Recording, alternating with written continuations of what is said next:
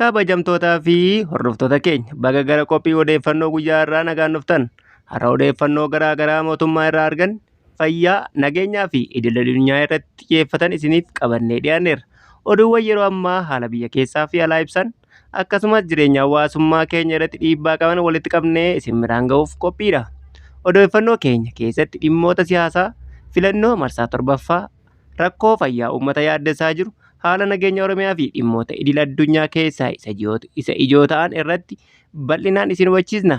Kanaaf nu waliin turaa odeeffannoo haaraa fi yeroo isaa eeggate dhaggeeffachuuf hundee miidiyaa akka hordoftan isiniin jechaa mataa odeeffannoo keenyaatiin addi bilisummaa Oromoo filannoo biyyaalessaa marsaa torbaffaa magaalota 2 fi naannolee 4tti akka dorgomu ifoomse.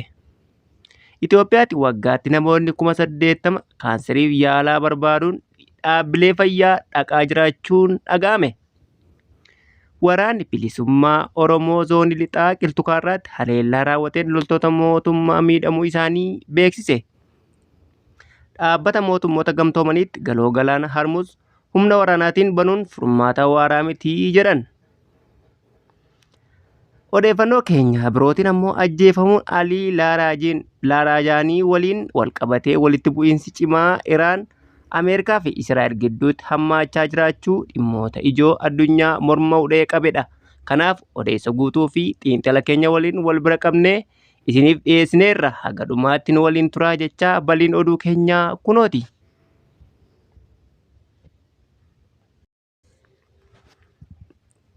Odeeffannoo keenya kan jalqabaatiin addi bilisummaa Oromoo filannoo biyyaalessaa marsaa torbaffaan magaalota 2 fi naannolee 4tti dorgomuu beeksise.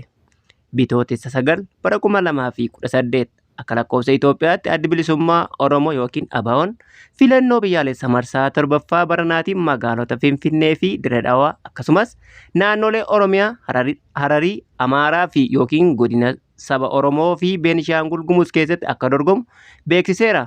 Dhaabbatichi kaadhimamtoota 163 boordii filannoo biyyaalessaa Itoophiyaaf dhiyeessuu isaa ibseera. Akka ibsa Alamaayyoo Diroo dura taa'aa koree naamusaa fi to'annoo adda bilisummaa Oromoo kaadhimamtoota dhiyaatan keessaa walakkaan mootummaa federaalaaf kan dorgoman yoo ta'u, kanneen hafan ammoo naannolee arfan keessatti akka hirmaatan himaniiru. Dhaabbatichi filannoo haala nageenyaa hin jirre keessatti gaggeessuun mootummaa sirnaan uummata bakka bu'u ijaaruun rakkisaa ta'uu ibsee filannoo dura waraanni dhaabbatee nageenyi bu'uun barbaachisaa ta'uu amannaa jedheera.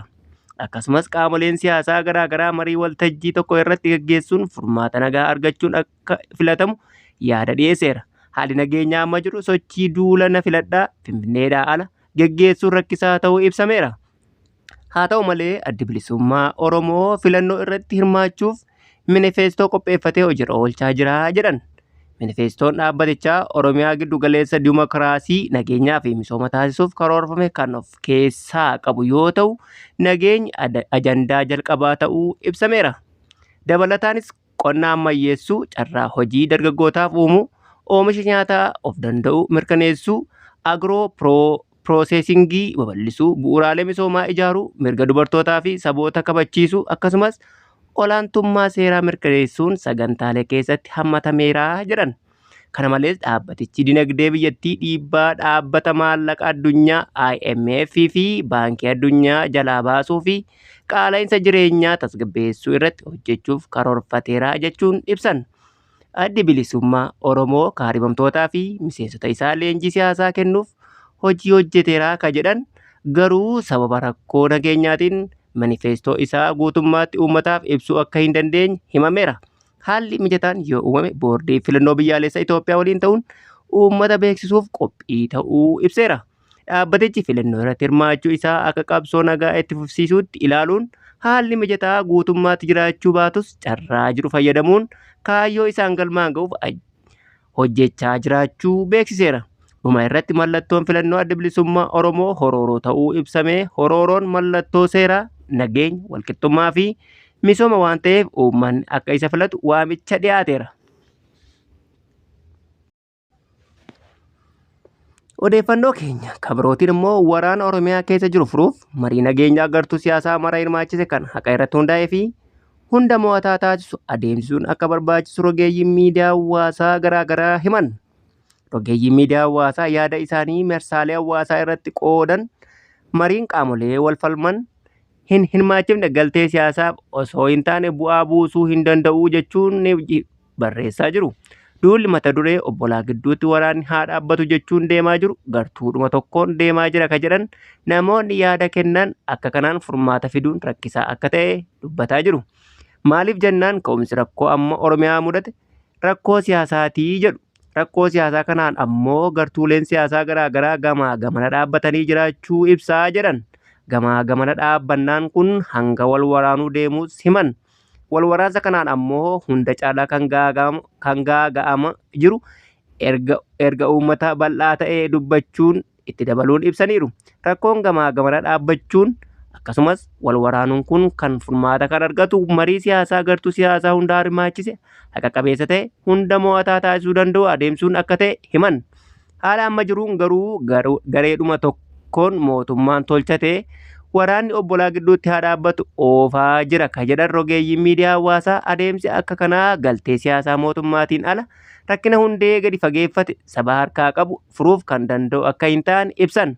Mootummaan akka afaaniin jedhu obbolaa gidduutti waraanni akka dhaabbatu kan fedhu yoo ta'e marii haqa qabeessa hunda galeessa kanneen fudhachuu of keessaa qabuuf of qopheessuu akka qabu hubachiisan. Gartuuleen siyaasaa biroonis akkuma kana kutannoo qabaachuu akka qaban hubachiisaniiru. Maaliif jennaan waraanni waggootaaf Oromiyaa keessatti dhufee goolabbii akka argatu kutannoo qaama mara barbaadaa jedhu. Uummanni nagaan bahee galuu dheebochuu kan ibsan rogeeyyiin miidiyaa hawaasaa nageenya uummanni fedhu sana marii balchaataa qaamolee dhimmicha ilaallatu hunda hirmaachisuun malee marii gareen tokko tolfamee adeemsuun fiduun ni ulfaata jechuun yaada isaanii qoodaa jiru.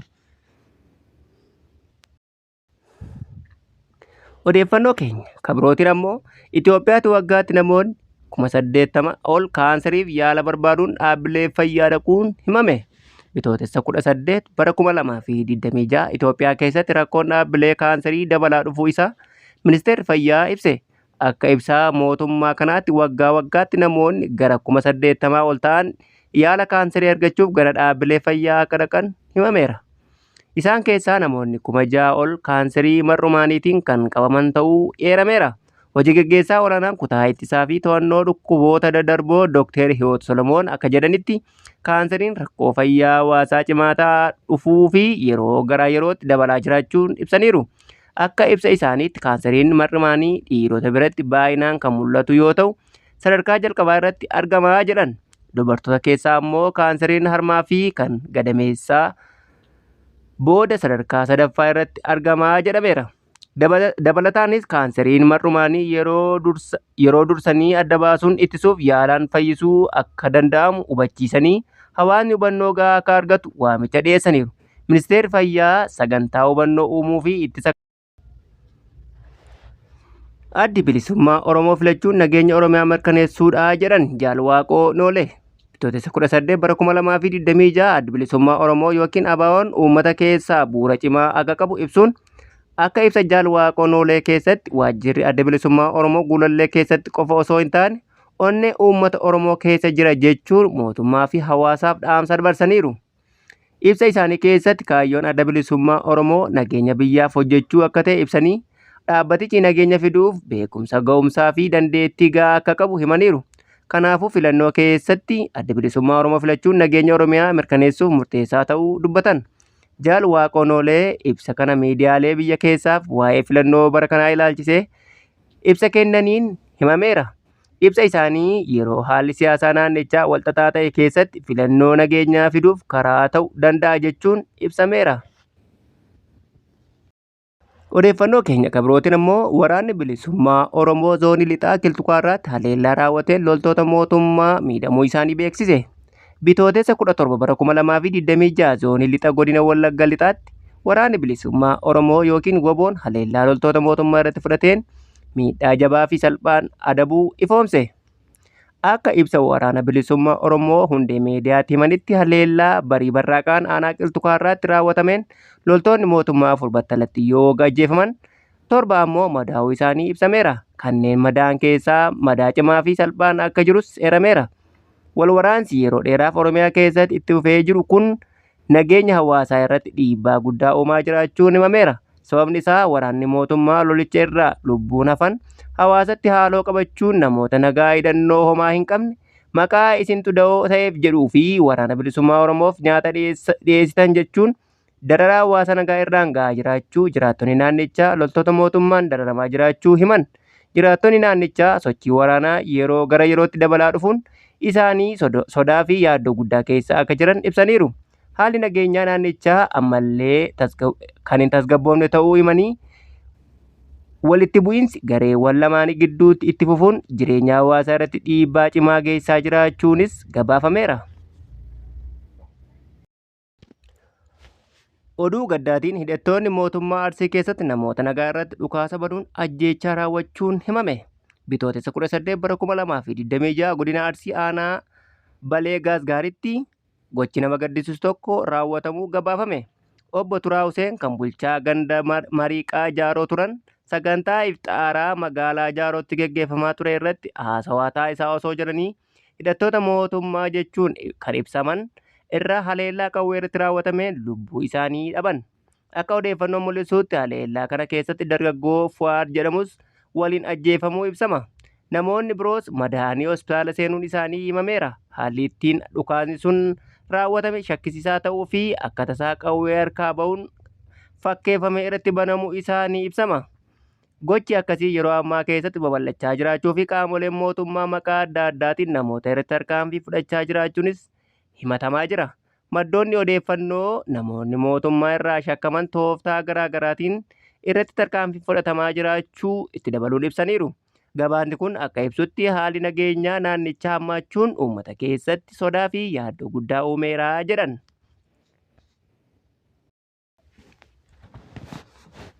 Odeeffannoo keenya idil addunyaatiin dhaabbata mootummoota gamtoomanii galoo galaana Hormuuz humna waraanaatiin banuun furmaata waaraa mitii jedhan. Bitootessa 17 bara 2026 dhaabbanni galaana addunyaa kan dhaabbata mootummoota gamtoomanii dooniiwwan daldala galoo galaana Hormuuz qaxxaamuruun humna waraanaatiin eeguun furmaata itti fufiinsa qabu akka hin taane ibseera. Barreessaa olaanaan dhaabbatichaa Arsiiniyoo Doomangeez akka jedhanitti Iraan daandii daldalaa murteessaa kan cuftee jirtu jechuun humna waraanaa fayyadamuun nageenya guutuu mirkaneessuun akka hin dandeenye ibsaniiru. Isaan akka himanitti eegumsi waraanaa balaa hir'isuuf dooniiwwan daldalaa fi hojjettoonni galaanaa ammallee miidhamuu danda'u jedhan. Dhimmichi akka hammaachaa dhufetti Doonaald Tiraamp nageenya daandii Hormuuz eegsisuuf humna galaana idil addunyaa hundeessuuf waamicha dhiyeessan. Haa ta'u malee waamicha isaanii hooggantoota Awurooppaa hedduu biratti fudhatama akka hin arganne ibsameera. Akka gabaasni Aljeeziraa ibsutti Ameerikaa fi Israa'el Iraan irratti waraana banuu isaanii hordofee gatii boba'aa dabalaa dhufe irratti mari'achuuf hooggantoonni gamtaa Awurooppaa Biraazilis keessatti walitti qabamaniiru jedhama. Ministeerri dhimma alaa Jarman Joon Wanderful akka jedhanitti biyya isaanii duula waraanaa kamiyyuu keessatti hirmaachuuf fedhii akka hin qabne ibsaniiru. Itti dabaluunis haalli jiru iftoomina akka barbaaduu fi biyyoonni hirmaatan kaayyoo isaanii ifatti ibsuu akka qaban dubbataniiru. Ministeerri ittisa Jarman Biruus Pistiroos gama isaaniin irraa kan waraana keenyaa miti jechuun Jarmaniin hirmaannaa waraanaa irraa of qusachuu ishee ibsaniiru. Garuu nageenya naannichaa mirkaneessuuf carraaqqii dippiloomaasii taasifamu deeggaruuf qophii ta'uu isaanii himaniiru. Xumura irratti hooggantoonni Awurooppaa hedduun furmaanni rakkoo kanaa karaa dippiloomaasii fi marii akka ta'e malee humna waraanaatiin akka hin furamne irratti waliigaluu isaanii ifoomsaniiru. Odeeffannoo keenya idil addunyaatiin ajjeefamuu Alii Laarjaanii waliin wal qabatee walitti bu'iinsi cimaa Iraan, Ameerikaa fi Israa'el gidduutti hammaachaa jira jedhameetu eegama. Bitootessa 18 bara 2026 ajjeefamuun qondaala olaanaa nageenya Iraan Alii Laarjaanii naannichatti walitti bu'iinsa haaraa hammeessuu isaa gabaasni ni mul'isa. Akka gabaasa Ejaans Pireesii fi Rooyiters ibsutti roobii ganama naannawaa imbaasii Ameerikaa magaalaa Baagdaad Iraaq keessatti argamutti dho'iinsi dhaga'ameera jedhama. Maddeen naannawaa fi gaazexeessitoonni akka ibsanitti naannoon imbaasichaa kan dippiloomaatonni baay'inaan jiraatan keessaa tokko yoo ta'u, haleellaa irra deddeebiin irratti raawwatamaa jiraachuun eerameera. Ajjeefamuu Alii Laarjaan hordofee hooggantoonni waraanaa Iraan deebii cimaa kennuuf qophii ta'uu isaanii ibsaniiru. Hoogganaa waraanaa Iraan Amiir Haatamii yeroo fi bakka barbaachisaa ta'etti Ameerikaa fi Israa'el irratti tarkaanfii murteessaa fudhachuuf dhaadatan. Gama biraatiin waraanni Ameerikaa meeshaa waraanaa humna guddaa qabu fayyadamuun buqqaatota misaa'ila Iraan naannawaa ulaa Hormuuz irratti haleellaa raawwachuu isaa ibseera. Akkasumas eegduu warraaqsa Iraan wiirtuu Israa'el irratti haleellaa misaa'ilaa deebii haaloo ba'uutti taasisaa jiraachuu himameera. Mootummaan Iraan keessatti qaawwaa siyaasaa uumuun isaa fi naannichatti walitti bu'iinsa bal'aa fiduu danda'a jedhamuun yaaddoo guddaa uumee jira. Haalli kun waliigalaan walitti bu'iinsa Iraan, Ameerikaa fi Israa'el gidduutti hammaachuun balaa nageenyaa bal'aa naannichaa fi addunyaa fiduu danda'a jedhamee sodaatamaa jira. Egaan hordoftootaa fi dhaggeeffattoota qophii hundee miidiyaa kanneen armaan olitti dhaggeeffachaa jirtan odeeffannoo keenya guyyaa har'aa yoo ta'an, odeeffannoo keenya akka dafee isin qaqqabuuf laayik, sheerii fi koppii liinkii gochuun nu hordofaa jechaa haga odeeffannoo biroon walitti deebinutti nagaatti.